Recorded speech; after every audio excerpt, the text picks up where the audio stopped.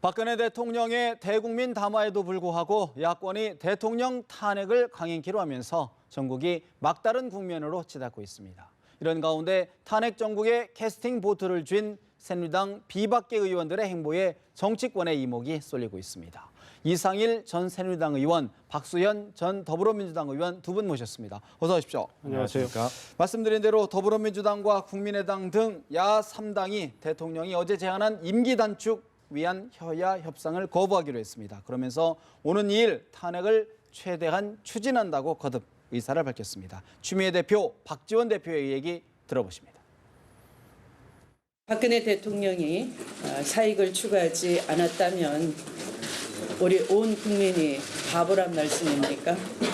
대통령의 말씀을 듣고 다시 한번 깊은 배신감을 느낍니다. 국회가 대통령의 임기를 중단시키거나 퇴진시키는 다른 방법은 없습니다.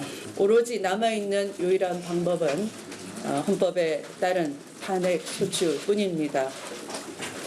이미 국회는 탄핵 절차에 돌입했습니다. 국회에 위헌적이고 위법적인 상황을 조장하려는 정략적인 발상에 불과합니다. 개헌은 개헌이고 선총리는 선총리고 탄핵은 탄핵입니다. 비박계의 얘기를 들어보면은 내년 4월까지 대통령께서 퇴진 일정을 구체적으로 발표하면은 탄핵을 추진하지 않겠다라고 얘기를 하고 있습니다. 저는 박근혜 대통령께서 어떠한 경우에도 내년 4월까지 퇴진하겠다 하는 일정을 발표하지 않을 것으로 봅니다.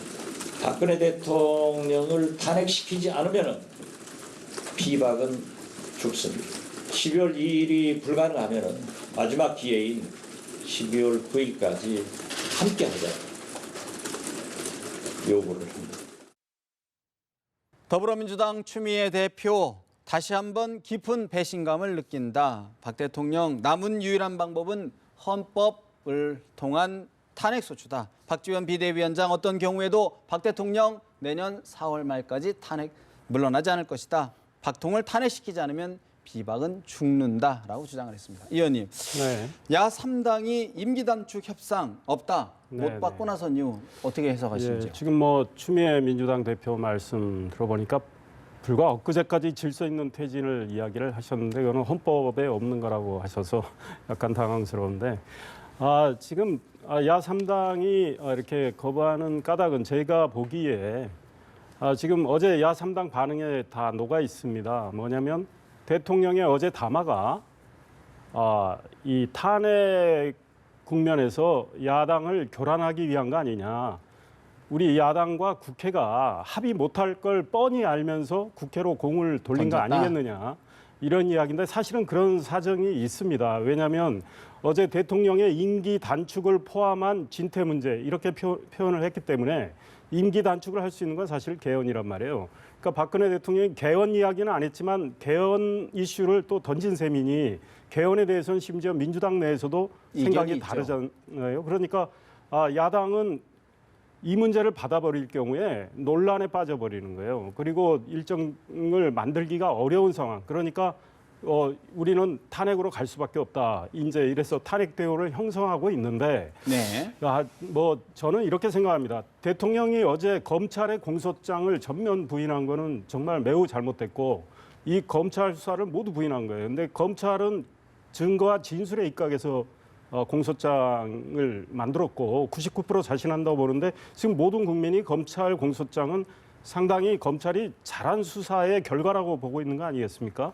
근데 대통령이 이제 그에 대해서는 본인의 입장을 나중에 국민들한테 이야기하겠지만 그 이야기를 하지 않고 정말 제가 퇴진하기로 결심했는데 다만 제가 시기를 이야기했을 때 예컨대 정계 원로들 거기에는 여야가 다 있는데 그분들이 내년 4월 말로 이야기했을 때 제가 내년 4월 말 물러나겠습니다 했을 때 또 어떤 정당에서는 왜 그렇게 늦게 퇴진하려고 하느냐 더 일찍 퇴진해라 이럴 수도 있기 때문에 국회에서 여야가 협의해서 일정을 제시해주면 제가 수용하겠다 이런 뜻도 있다고 봅니다. 그래서 탄핵은 탄핵대로 가면서 일단은 새누리당의 비박계가 8일까지는 이 문제를 논의해 보자고 했으니 여야가 이 대통령 퇴진 일정을 만들고 그렇게 될 경우에는 우리 전국을 탄핵보다는 훨씬 예측 가능하게 수습할 수 있으니 연착륙 이 할수 문제는 있는. 이 문제대로 논의하는 게 저는 맞지 않나 이런 생각입니다. 어떻게 보십니까? 사실 이제 야당의 혼란을 부추긴수를 피하기 위해서 지금 야당이 거부하는 것이다라는 분석이신데 지금 야당의 입장보다 국민의 입장이 더 중요하다고 저는 생각합니다. 어제 대통령의 그 3차 담화를 듣는 그 시민들, 국민들의 반응이 아주 냉랭하고 싸늘한 것 아니겠습니까? 자, 그것은 이렇게 봅니다. 대통령께서 하신 예를 들어서 임기 단축을 포함한 진퇴 문제를 법 절차에 따라 이렇게 말씀하셨고 모든 것을 내려놓겠다는 하셨지만 그 말씀하시기 전에 앞에 하신 말씀 부분들을 더 주목해 봐야 한다고 생각합니다. 거기에는 사실은 지금 단 한순간도 당신은 사익을 취하려고 한 적이 없다. 네. 그것은 다시 말해서 앞으로 특검에서 수사를 받아야 되는 뇌물죄나 제3자 뇌물죄와 관련된 부분에서 명쾌하게 선을 긋고 있는 것이거든요. 그리고 자신은 잘못이 없고 내 측근을 관리를 잘못한 도덕적 책임밖에 없다라고 하는 지금 이상일 의원님께서 말씀하신 검찰이 공소장 내용을 전면 부인하는 말씀하셨단 말입니다. 네. 앞으로 특검의 수사에서도 전혀 협조하지 않을 것임을 하시면서 예. 다시 말해서 1차, 2차 사과 담화가 전혀 진정이 아니라는 것을 다시 한번 확인하시면서 마지막에 모든 것을 내려놓겠다고 하시는 것은 진정성이 없다는 것이 반증이고요. 결과적으로 야당의 입장에서 보면 저런 말씀이 결과적으로 여야의 정쟁을 부추길 수밖에 없는 결과로 나올 수밖에 없다라고 걱정을 하는 것이죠. 왜 그러냐면 지금 친박을 중심으로 해서 대통령을 결사옹위하려는 강성 세력이 남아있는 여당과 어떻게 이걸 협상을 하라는 것입니까? 그것은 여야 너네들끼리 싸워봐라라고 하는 무책임한 발언이고 또 이런 중차대한 문제까지도 대통령께서 진퇴 시점을 명확하지 않으시고 자기 문제를 자기가 결정하지 않고 남한테 결정을 떠넘기는 것은 저는 과연 우리가 지난 4년 동안 정말 대한민국 대통령을 가진 국민으로 살았는가라고 하는 자괴감이 듭니다. 결국은 이제 정쟁이 이미 시작이 된 것 아닌가라고 볼 수밖에 없는데 결국은 탄핵의 캐스팅 보터인 새누리당 내 비박계 의원들의 선택, 의중이 어느 쪽으로 향하냐일 텐데 유승민 의원, 황영철 의원의 이야기 들어봅니다. 일단 합의를 해보고 안 되면 탄핵 절차를 밟는 걸로 이제 비주류 측에서 추진하려던 뭐 탄핵 움직임의 균열이 가기 시작했다라는 의견에 대해서는 대표님은 좀 어떻게 생각하세요? 아직까지는 동의하지 않습니다. 그런 움직임 못 느꼈습니다. 자, 아까 말씀 다 드렸습니다. 합의를 하시겠다는 게 어떤 부분에서 합의를 보시겠다는 건지. 그거야 뭐 원하는 거 아닙니까? 대통령의 임기 단축만을 위한 개헌은 명분이 없다. 대통령 스스로 사퇴 시한을 명확히 밝혀주어야 한다. 그 시점은 4월 말이 가장 적절할 것으로 판단됩니다. 8일날 밤까지라도 저희들은 협상을 시한을 두고서라도 해야 된다고 보고요. 그렇지 않았을 경우에는 9일날 탄핵을 절차에 돌입할 수밖에 없다. 저희들이 파악한 바로는 탄핵 의결 정족수는 분명히 확보할 수 있다. 새누리당 비상시국회의의 대변인 황영철 의원, 임기 단축을 위한 개헌은 명분이 없다. 가장 적절한 시점은 4월 말이다라고 시점을 못 박았습니다. 박 의원님, 네. 야당에서는 협상 없다라고 오히려 못을 박았는데 4월 말이 적절하다. 공조가 좀 균열이 생기는 겁니까? 그렇지 않습니다. 황영철 의원의 말을 들어보면 어쨌든 대통령이 이야기한 어떤 진퇴 시점을 포함한 이런 것들 여야가 협의해 주면이라고 단서를 다른 것에 대해서 아마 비박계에서는 내년 4월쯤이 적당하지 않겠냐. 그거를 여야가 한번 협의를 해보되 협의가 안 되면 8일 날까지라도 기다려올 텐데 안 되면 9일 날 탄핵을 하는 수밖에 없다. 오히려 그 소속 함께하는 의원들의 의지는 더 강해졌다. 이렇게 이야기를 하고 있고요. 야당은 어제 야3당 대표가 만나서 탄핵을 흔들림 없이 추진하겠다 이야기를 다짐을 했고 또 오늘 다시 한번 만나서 재확인할 예정으로 있기 때문에 지금 여야 간 협의가 될 가능성은 없다고 보면 네. 결과적으로 2일이냐 9일이냐 그 차이 중에서 결국에는 뭐 2일 날 막 밀어붙이려고 하는 그런 상황에서 9일 정도로 현실적으로 뭐 9일이 될 가능성이 많았지만 9일 날 그렇게 이루어질 가능성이 많아졌다. 이 정도 그러면 변화. 9일까지는 계속 협상을 좀 해보자 이런 취지인 거가요? 지금 비박계는 이제 그런 것들을 당연히 아직까지 자당 소속인 대통령이 그렇게 말씀하셨으면 예. 탄핵에 공조하는 의원들이라도 그런 정도 성의는 좀 보여줘야 보여주는 되는 건 건 아니냐. 예. 근데 일부 지금 신문 언론 보도를 보면 비박계 의원들을 상대로 여론조사를 해봤더니 많이 흔들리고 있는 그런 조짐이 보이지 않습니까? 예, 이제 뭐 오늘 석간 신문이 뭐 비박계 의원들 31명을 했더니 한 21일에 네. 찬성을 했던 10분 가운데 두 의원은 반대로 돌아섰고 7명은 유보적인 입장을 밝혔다. 이제 그래서 비주류의 이 뭐랄까 결심이 조금 흐트러지는 거 아니냐라는 건데 이제 이분들이 앞으로도 또 상황이 어떻게 전개될지 모르니까 네. 그 태도는 9일날 가봐야 알겠지만 네. 지금 새누리당의 비주류 의원들이 두 가지 쐐기를 박았습니다. 그러니까 야당이 우려하는 문제에 대해서 쐐기를 두 가지를 박았는데 하나는 개헌은 하지 않겠다. 지금 탄핵 국면에서 개헌을 하지 않겠다. 이렇게 이야기를 했잖아요. 그러니까 사실은 개헌을 통한 대통령의 임기 단축 이거는 없다라는 거죠. 예.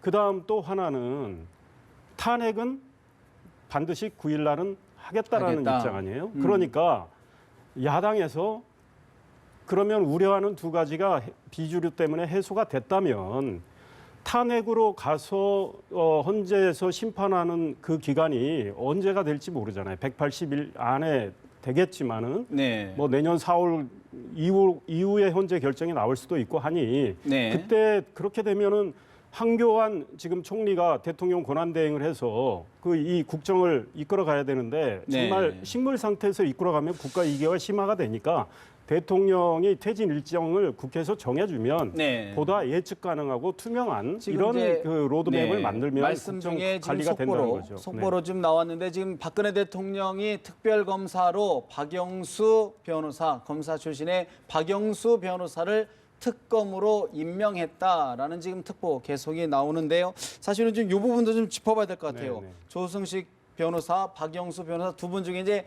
박영수 변호사를 이제 박 대통령이 지명을 했는데 어떤 의미로 보실 수 있을까요? 예, 사실은 오늘 지금 이 생방송 들어오기 전에 박 의원님하고 저하고 아마 박영수 변호사 가능성이 크지 네. 않나 이런 생각을 했는데 뭐 그대로 됐는데 이 박영수 변호사는 강력통 플러스 특수수사통입니다. 예. 그래서 이 대검 중수부장 할 때 뭐 현대차 비자금 문제 이 수사를 했고 그 당시 정몽구 회장 구속 기소까지 하고요. 그 전에 또 SK 분식회계도 하고 네. 그 전에는 또 강력 검사로서도 굉장히 수사 능력을 발휘했던 분입니다.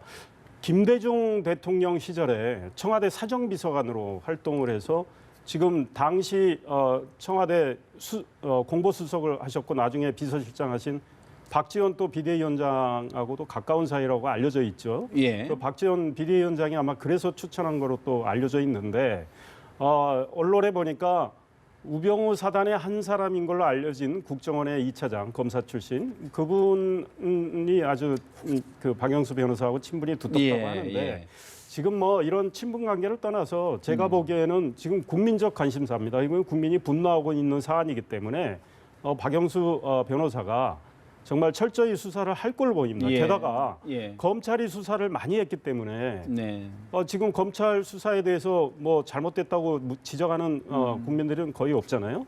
그러니까 더 열심히 해야 돼요. 왜냐하면 특검이 검찰보다 못할 수는 없잖아요. 그래서 앞으로 특검은 결국은 김기춘 전 실장, 우병우 전 민정수석 이쪽에 이제 많은 포커스를 맞춰서 수사를 할 텐데 뭐 저는 저분이 수사를 충분히 잘 하실 걸로 생각하고 사실 있습니다. 이제 검찰 출신이다 보니까 검찰 내 인맥 관계에 또 이제 얽혀서 또 제대로 할 것이냐. 또 최재경 민정수석이 박 변호사의 중수부장 시절에 이제 밑에 있었다는 거 아닙니까? 여러 어떻게 전망하시는지요? 예, 그런 부분들이 이제 우려가 된 상황이 있었는데 사실 이것은 뭐 그런 개인적 친소 관계에 따라서 어떻게 할 수 있는 문제가 아니라 이것은 역사적인 어떤 작업에 동참하고 있는 그런 충분한 소명 의식을 느끼리라 이렇게 보고요.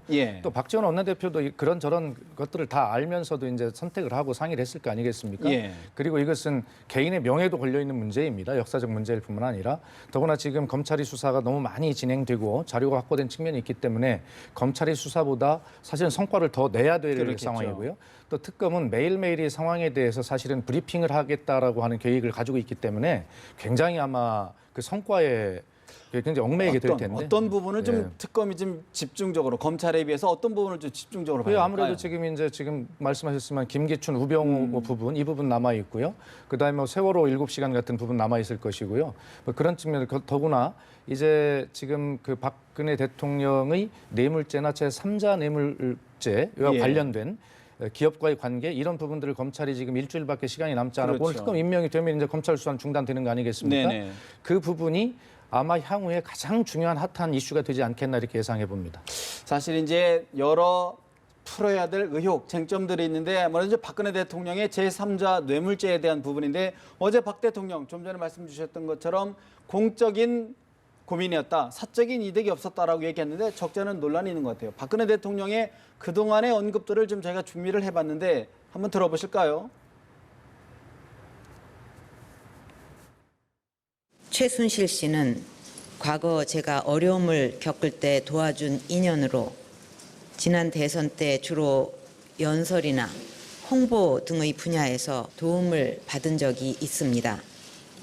취임 후에도 일정 기간 동안은 의견을 들은 적도 있으나 좀 더 꼼꼼하게 챙겨보고자 하는 순수한 마음으로 특정 개인이 여러 위법 행위까지 저질렀다고 하니 참담한 심정입니다.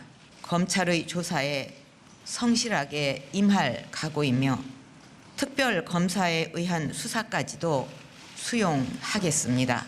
내가 이러려고 대통령을 했나 하는 자괴감이 들 정도로 단 한순간도 저의 사익을 추구하지 않았고 국가를 위한 공적인 사업이라고 믿고 추진했던 일들이었고 대통령직 임기 단축을 포함한 진퇴 문제를 국회의 결정에 맡기겠습니다. 그 일정과 법 절차에 따라 대통령 측에서 물러나겠습니다. 지난달 25일과 지난 4일 어제 세 차례에 걸친 박 대통령의 대국민 담화 사과 성명 얘기를 지금 보여드렸는데 박 의원님, 네. 어쨌든 주변 관리는 잘못은 했지만 사익은 없었다. 모두 공익을 위한 것으로 믿었다라는 일관된 취지거든요. 그렇습니다. 어떻게 보십니까? 이것은 방금 전에 앵커께서 하셨던 질문과 연관이 되어 있습니다. 특검이 앞으로 어떤 부분에 집중해야 될 것인가. 바로 대통령의 뇌물죄나 제3자 뇌물죄에 관련된 이 부분이 이게 형량과 굉장히 형량에서 차이가 있습니다. 사실 뇌물죄가 인정이 되면 와서 금액이 1억 원 이상이 되면 특정범죄가중처벌법이 적용이 돼가지고 징역 10년 이상, 다시 말해서 집행유예가 불가능한 실형을 살아야 되는 그런 부분이 되고요. 대통령이 하야든 아니면 탄핵에 의해서 민간인 신분이 된다면 바로 구속 수사가 될 그런 부분이기 때문에 이 부분은 대통령으로서도 굉장히 중요한 부분이거든요. 네. 그렇기 때문에 일관되게 국가를 위해서 일했다, 공익이 없었다, 18년 동안 단 한 차례의 사익을 챙긴 적 없었다라고 하는 것을 강조하는 것은 바로 특검을 오늘 임명했고 특검 수사를 받을 것인데 특검에서 그 부분은 확실하게 부인하겠다는 것이고 네. 측근 관리를 잘못했다. 이것은 내 측근이 한 일이라고 지금 서로 떠넘기기를 하고 있는 것인데 이것은 참 볼썽사납죠. 대통령만 저렇게 자기 혐의를 부인하고 떠넘기고 있는 것이 아니라 지금 모든 주요 범죄 피의자들이 전부 서로를 향해서 떠넘기기를 하고 있는 이제 막장 드라마 마지막을 보고 있는 것이고 검찰이나 특검이나 바로 저러한 서로의 혐의를 벗기 위한 상대에 떠넘기는 저런 것들을 모멘텀으로 해가지고 서로 네. 이 진실을 밝히기 위한 그 기재로 활용하는 수사 기법들이 동원이 되고 있는 것인데 어쨌든 어제 대통령의 그 담화 이것은 보면 1차, 2차가 사실 거짓이었음이 몇 가지가 계속 밝혀지고 있는 상황에서 모든 것을 내려놓겠다의 방점을 찍고 싶었겠지만 네. 대통령은 그 앞에 사실은 자기는 죄가 없다라고 하는 것에 오히려 더 방점이 있음으로 인해서 전체적으로 진정성을 잃어버린 그런 담화였다 이렇게 보일 수밖에 없습니다. 청와대 박 대통령 검찰 수사팀에 고맙다는 뜻을 밝혔다. 그러면서 사실은 대면 조사를 거부를 했는데 특검 조사에는 응하겠다, 직접 응하겠다라고 좀 밝혔다고 합니다. 의원님 어떻게 보십니까 지금?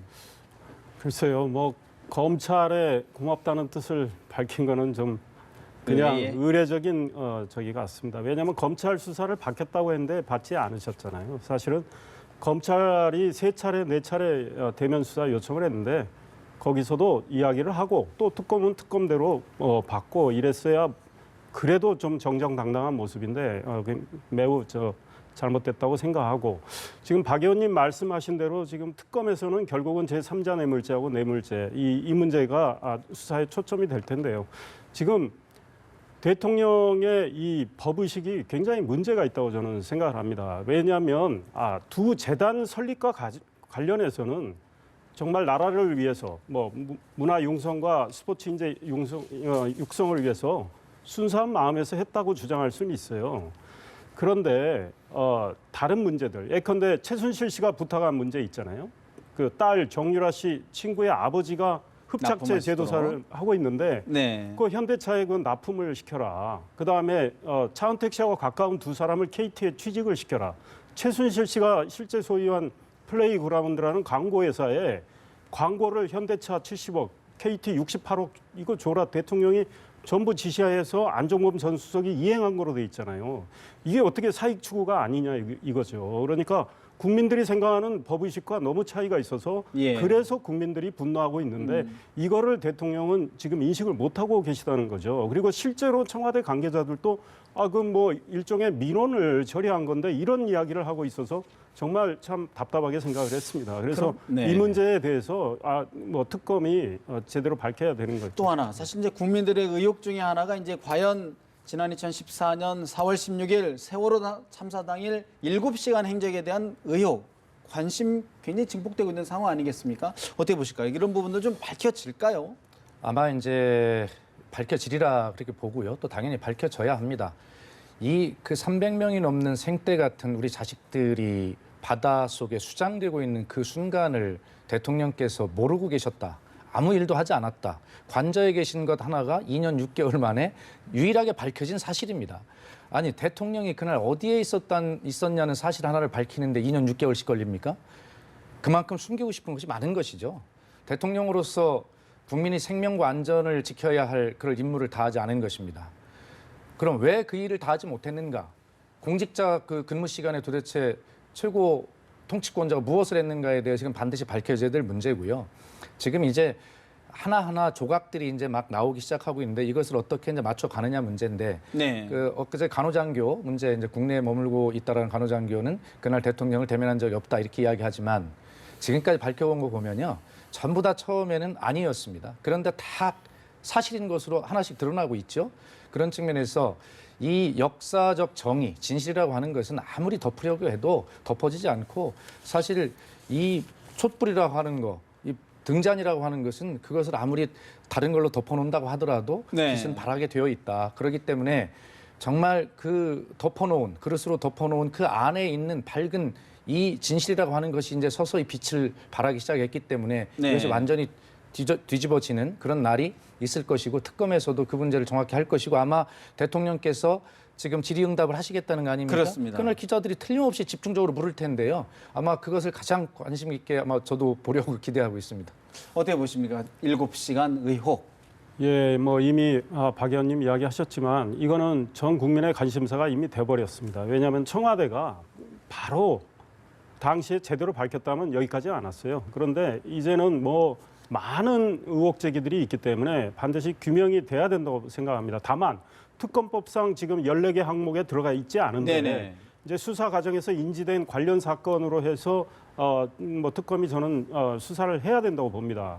그러나 만약에 그 피의자에 해당하는 분들이 이의 신청을 법원에 할 수가 있어요. 그 법원이 기각하면 이건 못할 수도 있는데 사실은 이거를 염두에 두고 특검이 잘 수사를 해야 된다고 보고 저는 정말 이해가 안 되는 게 그런 엄청난 국가적 재난이 발생했는데 어떻게 당시 김기춘 비서실장 본인은 나중에 오후 늦게 수석 비서관 회의 소집을 했는데 대통령을 모시고 했어야 되는 거죠. 그런데 그 김기춘 비서실장조차도 국회에 와서 그 당시 대통령이 어디 계신지 모른다고 해서 이 의혹이 커졌는데 이제는 대통령이 아마 다음 주 초쯤 기자회견을 하신다고 하니까 정말 있는 그대로 뭐 이야기를 하시는 게 좋겠다. 물론 우리가 제기한 여러 가지 의혹들이 아닐 수도 있습니다. 그런데 대통령께서 스스로 당시 어떻게 하셨는지를 밝혀야 되겠다. 이제 그런 지점에 왔다 이런 생각. 한 말씀만 붙이면 그날 4월 16일 대통령이 어디 계셨냐, 무엇을 하셨냐라고 국회에서 물을 때 김기춘 비서실장이 대통령의 위치나 동선은 경호상 밝힐 수가 없다고 답변했거든요. 아니 그러한 대통령 비서실 청와대가 어떻게 대통령의 피까지 뽑아가지고 밖에 민간병원에 가지고 갑니까? 정말 국민이 납득할 수 없는 일입니다. 그런 여러 의혹들에 대해서 특별검사가 특검이 정말 명명백백하게 밝힐 것으로 보고요. 자, 지금 청와대 한번 연결해서 과연 지금 어떤 상황이 있는지 한번 연결을 들어봐야 될 것 같은데요. 취재기자 연결돼 있습니까? 김혜영 기자. 네, 청와대는 박근혜 대통령이 이른바 최순실 게이트를 수사할 특별검사로 박영수 변호사를 임명했다고 밝혔습니다. 정연국 대변인은 박 대통령이 특검 후보 2명 중에서 박영수 변호사를 특별검사로 임명했다고 조금 전 발표했는데요. 그러면서 특검 수사와 재판 과정에서 이 사건의 모든 진상이 밝혀지고 책임이 가려지기를 희망한다고 밝혔습니다. 또 이번 특검 수사가 신속히 그리고 철저하게 이루어지길 바란다면서 이번 일로 고생한 검찰 수사팀에도 고맙다는 뜻을 전했습니다. 아울러 박 대통령이 검찰의 본격적인 특검 수사가 시작되면 적극적으로 협조하고 또 특검의 직접 조사에도 응해서 사건 경위에 대해 설명할 예정이라고 말했습니다. 고검장 출신의 박영수 변호사는 국민적인 관심이 쏠린 대형 사건 수사에서 뚜렷한 발자취를 남겼던 강력통이자 특수통 검사로 유명했는데요. 대검 강력과장과 서울지검 강력부장 그리고 서울지검 2차장 검사 등을 거쳐서 대검 중앙수사부장을 지냈습니다. 지난 2002년 서울지검 2차장으로 근무했을 당시에는 SK 분식회계 수사를 맡아서 총수를 재판정에 세우는 데 견인차 역할을 했습니다. 대검 중수부장을 맡았던 2005년에는 현대차그룹의 1,000억 원대 비자금 조성과 또 횡령 혐의를 찾아내서 정몽구 회장을 구속 기소했는데요. 외환은행의 헐값에 미국 투기자본 론스타에 매각됐던 의혹도 파헤쳤던 인물입니다. 박영수 변호사는 2009년 서울 고검장을 마지막으로 검찰을 떠났는데요. 현재 법무법인 강남의 대표 변호사로 있습니다. 박영수 변호사는 이제 수사를 통해서 박 대통령이 최순실 씨에게 이익을 줄 의도가 있었는지 그리고 미르 K스포츠재단의 강제 모금에 관여하고 또 이권 챙기기를 도왔는지를 규명하게 됩니다. 또 김기춘 전 대통령 비서실장과 우병우 전 민정수석의 국정농단 방조, 비호 의혹에 대해서도 본격적인 수사에 착수할 예정입니다. 지금까지 청와대에서 전해졌습니다. 박근혜 대통령이 특검 검사, 특별검사를 임명을 하고 이제부터 본격적인 특검 수사가 절차가 될 텐데 사실 이제 박 의원님 이게 이제 지금 국회에서 탄핵 논의 또 개헌 논의 등등 정치권의 현안에 있다 보니까 좀 이게 병행되기는 분위기인데 사실 이제 탄핵이 이제 이루어진다 그러면 특검 부분이 어떻게 진행될지도 군심인데 새누리당 쪽에서는 사실 이제 탄핵 철회 쪽을 좀 계속 압박하고 있는 거 아닙니까? 네. 어떻게 그렇습니다. 보십니까? 예, 뭐 탄핵은 탄핵대로 뭐 해야 할 일 하겠죠. 그래서 지금 정치권이 예를 들어 뭐 국정조사, 탄핵, 특검, 또 개헌 뭐 이런 것들을 한꺼번에 다 진행할 수 있는 그런 종합적인 능력이 지금 있는가에 대해서 참 걱정이 됩니다만 어차피 우리는 이 일을 겪어내야만 합니다. 그리고 그 결론에 이르러야 되겠죠. 예. 그래서 지금 광장의 목소리는 두 가지인 것 같습니다. 국민께 요구하시는 것은 국회는 법대로 탄핵 절차를 밟아라이고 광장에서는 국민은 당장 퇴진 하야를 요구하는 것이죠. 두 가지로 정리가 되어 있는 것입니다. 예. 그렇기 때문에 지금 국회는 이미 탄핵 절차에 진행이 된 것이고 탄핵 과정에 어떤 걱정들이 있다 하더라도 이제는 설사 탄핵이 부결된다 하더라도 이거는 국민만 바라보고 뚜벅뚜벅 갈 수밖에 없는 상황이 되었습니다. 예. 그렇기 때문에 야당도 이것을 가지고 너무 어떤 탄핵 과정 중에 벌어질 어떤 그런 암초들 이런 네. 것들에 대해서 걱정하지 말고 좌구우면하지 말고 이제는 부결이 된다 하더라도 이 길을 끊임없이 일관되게 가는 것 이것이 네. 아주 쾌도난마처럼 얽혀있는 현 상황을 쾌도난처럼 한꺼번에 딱 풀 수 있는 국회가 할 수 있는 유일한 의무다 이렇게 생각합니다. 사실 이제 친박 지도부, 비박계 의원들이 탄핵을 강행할 경우에는 뭐 탄핵, 강행제 사퇴 없다 이런 얘기를 하고 있는데 이정현 대표 얘기를 잠시 좀 들어보실까요? 하여튼 국회에서 결정을 해달라고 했지 않습니까? 그럼 국회에서 이제 다양하게 논의를 하시면 됩니다. 헌법에 보장된 대통령의 임기를 채우지 않고 중간에 퇴진을 하겠다라고 하는 의미를 모르는 국회의원은 한 명도 없을 겁니다. 퇴진입니다. 중간에 사퇴하겠다 그게 국회에 요구했었다. 정치권이 요구했다 그러다면 이제 정치권은 그렇게 하겠다라고 응답을 했으면 그 다음부터는 이제 정치권이 말을 해야 되는 거 아니에요? 스스로의 국회의 권능을 스스로 무시한, 국회가 스스로 권능을 무시한, 이것은 완전히 하나의 피해 의식이라고 봅니다. 새누리당 이정현 대표, 대통령이 임기를 채우지 않겠다고 했는데 그것을 논의하지 않는 것은 국회의 권능을 스스로 무시하는 것이다라고 이야기를 했습니다. 사실 친박계의 어떤 공세, 어떤 면에서는 또 회유 이런 부분들은 지금 계속 병행이 될 것 같은데 어떻게 보시는지? 그러니까 이 대통령이 퇴진을 하겠다고 했으니 이제는 탄핵을 하지 말라, 이제 이 메시지인데 그 비주류, 특히 비주류에 향해서는 당신들이 탄핵을 할 경우에는 우리가 물러나기로 한 거 모든 걸 없던 걸로 하겠다. 그런데 역효과만 더 아마 날 겁니다. 그런데 저 얘기를 하기 전에 일단은 네. 정치권에서 지금 탄핵은 제가 보기에 현실적으로 9일 날 갈 겁니다. 표결에 붙여집니다. 그 사이에 탄핵 이후에 우리 이 국가를 위한 여러 가지 불투명성, 또 이 네. 국가적 분열을 막기 위해서 마지막 정치권이 정치력을 발휘할 수 있는 그런 공간을 만들어보자라는 이런 측면에서 우리 이정현 새누리당 대표가 저는 나서면 야당이 상대를 안 한다고 봅니다. 그래서 이정현 대표는 나서지 말고 뭐 지금 갑자기 비대위원장을 만들 수 없으니 네. 정진석 원내대표가 뭐 야당 원내대표들하고 해서 정말 질서 있는 퇴진이 가능한지 이야기는 해야 된다고 봅니다. 그래서 얘기를 해봐야 된다. 만약에 내년 4월로 퇴진 시점이 공감대가 모여진다면 네. 대통령이 다음 주 기자회견을 할 때 본인의 여러 가지 범죄 혐의에 대해서 설명하려고 할 때 그때 제가 그럼 4월 말로 퇴진을 하겠습니다. 아마 이 국회의 뜻이 그런 쪽으로 모아지는 것 같은데 그때 4월 말로 퇴진하겠습니다. 하면은 우리가 뭐 대선 일정까지 훨씬 예측 가능해지는데 그런 노력을 한번 해보자는 거죠. 그게 예. 안 될 경우는 결국은 탄핵으로 갑니다. 아무리 친박의 지도부와 핵심이 그거를 막으려고 해도 막을 수는 저는 없다고 보고요. 탄핵안이 표결에 붙여질 때 가결될 가능성도 상당히 크다고 봅니다. 그래서 정말 지금 야당은 각각 생각이 좀 달라서 이 싸우는 모습을 노출하기 싫어서 지금 탄핵으로 가는데 정치는 가능성의 예술입니다. 그래서 야당도 정치력을 발휘할 수 있는 그런 기회이고 그런 역량을 보여줘야 수권 정당이라는 이야기를 들을 텐데 한번 이 문제는 논의를 해보자는 네. 거죠. 탄핵길은 탄핵길대로 놔두고 예측 가능한 정치를 위해서 투트랙으로 병행하자. 예, 거기에 동의하는데요. 지난번에 야권의 잠룡 6인과 심상정 대표, 천정배 전 대표 8인 회동이 있었지 않습니까? 그때 국회와 야당에 제안한 것이 두 가지입니다.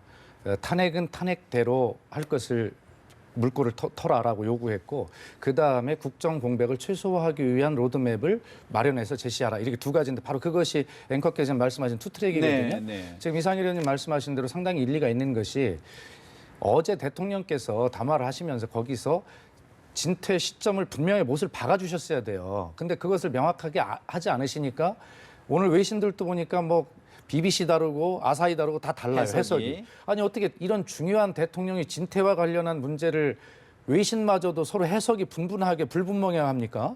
이것은 국회의 잘못이 아니라 국민의 잘못이 아니라 대통령의 잘못입니다. 그렇기 때문에 확실하게 대통령께서 다음 뭐 담화나 말씀하실 때 제가 그때는 생각이 좀 여기까지 미치지 못했는데 혼란을 줄이기 위해서 언제까지 내가 사퇴하겠다라고 못을 명확히 박든가. 아니 그 부분을 국회에서 한 번 정도는 논의해 볼 수 없느냐는 그렇지 않습니다. 이 문제는 본인의 문제이지 국회가 논의할 문제가 아니거든요. 적어도 그 문제는.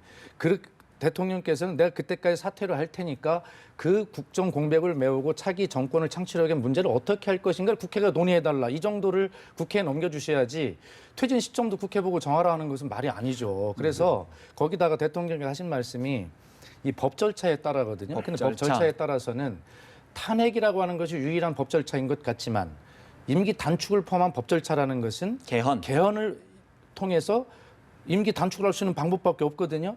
그러면 개헌까지 포함한 여러 가지 가능성을 열어놓고 국회가 논의를 해라. 그러면 방금 얘기했듯이 이정현 대표 저렇게 강성 발언하고 정진석 원내대표 뭐라고 했습니까? 탄핵을 원점에서 재검토해봐야 된다. 그다음에 대통령의 지지율이 낮은 것뿐이지 가서 하야를 요구하는 비율이 높은 것은 아니다. 이런 발언을 하는 지도부하고 어떻게 야당 지도부가 대화를 하겠습니까? 제가 이제 하나 수정할 거는 정진석 원내대표는 탄핵을 원점에서 제거하라고 말하지 않았어요. 탄핵 일정을 재검토하자는 거였어요. 그러니까 네. 일정 조정을 좀 해보자는 거죠. 그러니까 사실은 지금 비박계가 9일로 2일 표결을 9일로 늦춘 셈이잖아요. 예. 그런 맥락이고 왜 이 지점이 중요한 지점이냐면 지금 12월 2일 날 예산안. 이제 예산안 처리되고 나면요. 국민의당의 경우에 지금 박지원 비상대책위원장이 그날로 끝나요. 그리고 김동철 의원이 비대위원장이 되는 지점이에요. 근데 김동철 그분은 어떤 이야기를 하셨냐면 이건 국회에서 협의를 해가지고 네. 우리가 좀 더 예측 가능한 로드맵을 만들 필요가 있지 않느냐라고 말씀을 하신 분이에요. 지금 어제 담화 이후에. 그다음에 민주당의 김종인 전 대표도 탄핵은 탄핵대로 추진하면서 그 안정적인 국정 운영을 위해서 여야가 협의를 해보자라는 이야기까지 하셨어요. 그러니까 민주당 변재일 의원도 그러시고 그러니까 이 문제를 논의해보자라는 야당 의원님들이 꽤 계신 거예요.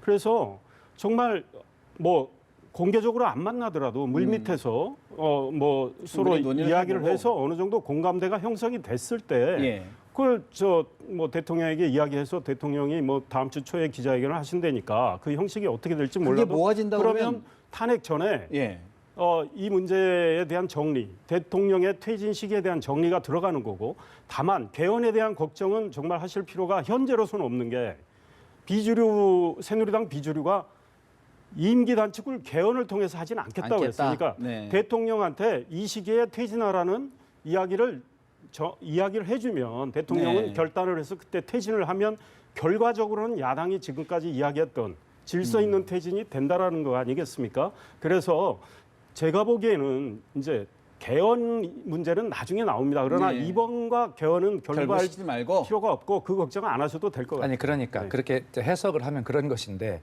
왜 그런 해석을 우리가 해야 합니까? 왜 우리가 이런 논쟁을 해야 하죠? 그리고 이미 정치권에서 어제 오늘 이런 논쟁을 하고 있어요. 해석을 하고 있고.